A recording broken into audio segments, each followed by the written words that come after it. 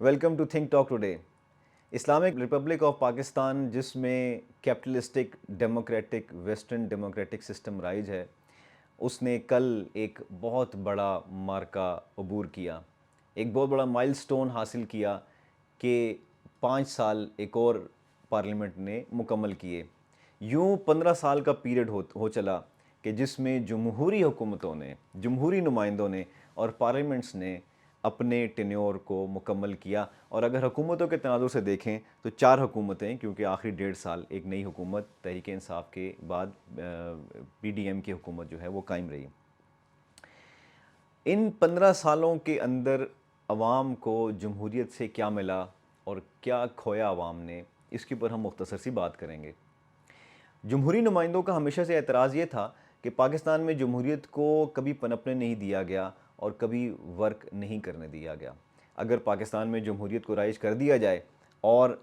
حکومتوں کی اندر interference naan democratic actors کی نہ ہو تو یقیناً عوام کی صورتحال ایک ایوولوشنری پروسیس کے ذریعے سے بہتر ہو جائے گی. یہاں پہ مین تھیسس یہ ہے کہ ایوولوشنری پروسیس کے ذریعے سے ہی ڈیموکریسی پروان چڑھتی ہے، اور اسی ڈیموکریٹک طریقے کے سے ترقی کرتے کرتے، چونکہ وہ عوامی نمائندے ہوتے ہیں اور پارلیمنٹ میں آ کر عوامی مفاد میں پالیسیاں بناتے ہیں اور قانون سازی کرتے ہیں، اس لیے پورا سماج ترقی کرتا ہے. یہ بات اور ملکوں کی حد تک ٹھیک ہو سکتی ہے، لیکن پاکستان میں یہ بات کم سے کم ہمیں ٹھیک ہوتی نظر نہیں آ رہی. سب سے پہلے تو یہ کہ اگر ان لوگوں کا مشاہدہ کریں جو یہ ایوولوشنری تھیوری پیش کرتے ہیں تو آپ کو لگے گا کہ یہ وہ لوگ ہیں کہ جو کہ سسٹم سے کسی نہ کسی طرح سے مفاد اٹھاتے ہیں یا ان کے مفادات سسٹم سے وابستہ ہیں. اور یہ وہی لوگ ہیں کہ جب ان کو حکومت سے آؤٹ کر کے ان کا احتساب کیا جائے تو یہ ریولوشن کی باتیں کرنا شروع کر دیتے ہیں اور ریولوشن کو سرے سے بھول جاتے ہیں. اور ان کو ایوولوشن کے پروسیس کو بھولتے ہوئے زیادہ دیر نہیں لگتی. صرف چند مہینے کی انویسٹیگیٹنگ پروسیس یا اریسٹ یا ڈیٹینشن ہو جائے تو یہ ساتھ ہی ریولوشن کی باتیں کرتے رہے ہیں. اور یہ باتیں ہمارے ریکارڈ پہ موجود ہیں. یہ باتیں آپ کو ایکس پرائم منسٹر شہباز شریف صاحب کی پنجاب اسمبلی کی سپیچز میں مل جائیں گی کہ جس میں آپ کو لگے گا کہ جیسے ہی ان کے مفادات کو ٹھیس پہنچتی ہے یہ سسٹم کو آنکھیں دکھانا شروع کر دیتے ہیں. ان 15 سالوں کے بعد جو 2 چیزیں خاص طور پہ ان پچھلے 5 سالوں میں اس سسٹم نے حاصل کی، وہ یہ حاصل کی کہ موجودہ جو انکمبنٹ گورنمنٹ تھی جو کہ کل ختم ہوئی، اس نے ایک ایسا تاریخی کام کیا جو اب سے پہلے کسی جمہوری حکومت نے سوچا نہیں تھا اور جو جمہوری سوسائٹی میں ہونا ممکن بھی نہیں. اور وہ کیا تھا کہ سپریم کورٹ آف پاکستان کے ایک ایسے فیصلے کو جس میں انہوں نے پنجاب میں الیکشن کروانے کا حکم دیا، اس کو ماننے سے سرے سے انکار کر دیا. یہ پاکستان کی تاریخ میں پہلی بار ایسا ہوا کہ ایک آئینی ادارے نے دوسرے آئینی ادارے کے جو کہ ایک آرڈر ایشو کر رہا ہے سپریم کورٹ، اس کو ماننے سے نہ صرف انکار کیا بلکہ اس کو امپلیمنٹ بھی نہیں کیا اور اس کے اوپر کسی قسم کی کانٹیمپٹ کی کارروائی بھی نہیں ہوئی. یعنی ایک قانون کے طالب علم کے لیے اس فیصلے کو کس طرح پڑھایا جائے گا یہ ہم دیکھیں گے کہ تاریخ کانسٹیٹیوشنل ہسٹری آف پاکستان اگر کبھی لکھی جاتی ہے تو اس میں اس فیصلے کو کس نظر سے دیکھا جائے گا. کیا یہ فیصلہ یوں ہی ہوا میں معلق رہے گا اور کیا یہ ایک داغدار فیصلے کے طور پر ہمیشہ عدلیہ کی ٹیبل پر پڑا رہے گا ایک فائل کی طرح کہ جس پہ کبھی عمل درآمد نہیں ہوا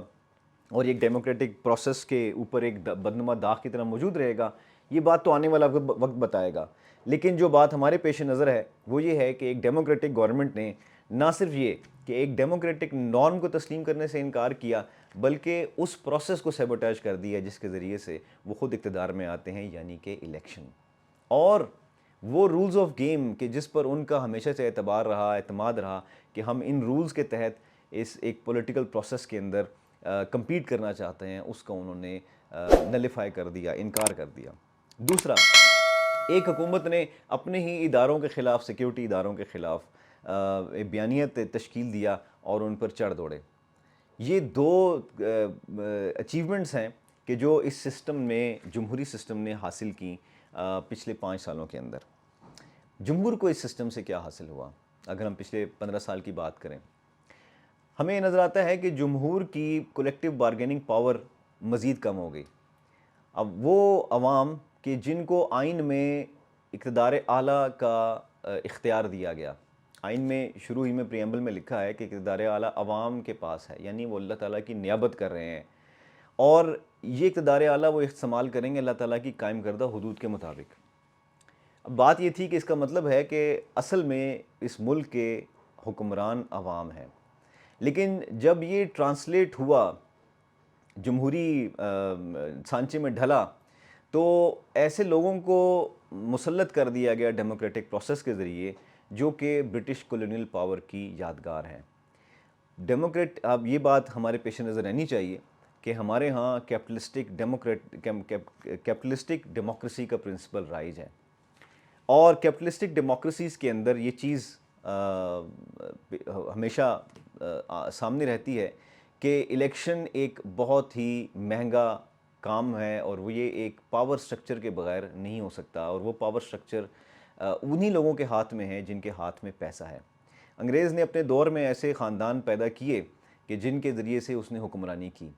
اور اسی پاور سٹرکچر انہی نیو کولونیلسٹ اداروں کو پاکستان کی آزادی کے بعد ریٹین کیا گیا، اور اختیارات سارے کے سارے انہی پولیٹیکل پارٹیز کو تفویض کر دیے گئے اور اداروں کے پاس کے ہاتھوں میں دے دیے گئے۔ اس لیے ہمارے یہ ادارے نہ صرف کولونیل ایرا کی یادگار ہیں، بلکہ اس میں جس طرح ہر کولونیل آبادی میں ہوتا ہے کہ جمہور کے حقوق نہ ہونے کے برابر ہوتے ہیں، ہم اسی دور کی یادگار ہیں۔ اگرچہ کیپٹلسٹک سسٹم کے اندر بھی کلیکٹیو بارگین کا کانسیپٹ موجود ہے، یعنی عوام کو اتنی اختیار دیا جائے، اتنا امپاور ضرور کیا جائے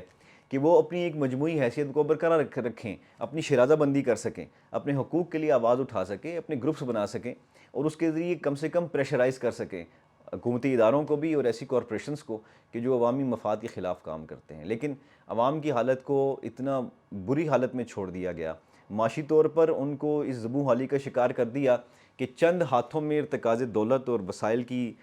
تقسیم کے غلط فارمولے کے تحت ان کو وسائل سے نہ صرف محروم کر دیا، بلکہ غربت میں ان کو اتنا پیس دیا، اور مہنگائی اور بے روزگاری وغیرہ کے معاملات میں اتنا الجھا دیا کہ عوام میں ایسے کسی کام کو کرنے کی سکت اور طاقت اور ویژن تو موجود ہی نہیں۔ ساتھ ہی ہماری سوسائٹی کو ریگولیٹ کرنے کے لیے دو ٹولز استعمال کیے گئے، ایک قوانین کا جو کہ کولونیل دور کی یادگار ہیں، اور دوسرا مذہب کا، اور مذہب کو بھی فرقہ واریت کی بنیاد پر سوسائٹی کو تقسیم کر دیا گیا۔ اب وے فارورڈ کیا ہے؟ صورتحال یہ نظر آ رہی ہے کہ سسٹم کے اندر مفادات کے ٹکراؤ کی وجہ سے تضادات ابھر کے سامنے آ رہے ہیں، اور ان مفادات کے ٹکراؤ کے باعث ہر فریق اپنے مفادات کو سیکیور کرنا چاہتا ہے۔ ریاست پاکستان کی وہ بنیادی ستون، وہ ادارے کہ جو ہماری سیکیورٹی کے ضامن ہیں، ان پر سوالات اٹھائے گئے، اور پاکستان کو اپنے ایگزسٹینشل کرائسس کا سنگین خطرات لاحق ہیں۔ ایسی صورت میں آپ کو خود بھی نظر آ رہا ہے کہ یہ باتیں کی جا رہی ہیں کہ الیکشن کو پوسٹ پون کر دیا جائے گا اور الیکشن ہولڈ نہیں کیے جائیں گے، یعنی وہ پروسیس کہ جس کی بنیاد پر آپ کا پورا آئین کھڑا ہے، اس کی نفی کرنے کی تیاری کی جا رہی ہے۔ ایسا کیوں ہے؟ اس لیے کہ یہ سسٹم سسٹینیبل نہیں ہے۔ وقت کی ضرورت ہے کہ ہم ان تضادات کو، ان ٹکراؤ کی کیفیات کو سمجھیں، اداروں کے ورکنگ کے اوپر غور کریں، اور ان سوالات پہ غور کریں کہ جن میں عوام کا مفاد وابستہ ہے۔ Thank you for watching think talk today.